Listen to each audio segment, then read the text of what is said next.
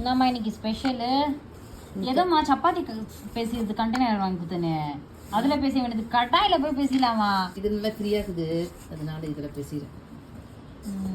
ஒரு வசனம் சொல்லிக்கிறார் ஏசப்பா, கோதுமை மணியானது மண்ணில் விழுந்து பலன் தருவது போல நம்மளுடைய வாழ்க்கையிலும் அநேக ஆபத்து விபத்து வந்து ஏசப்பா நம்மளை நிற்க வச்சுக்கிறாருன்னா நம்ம சத்துருக்கள் மத்தியில் தலைநிமரன் வைக்கவார்.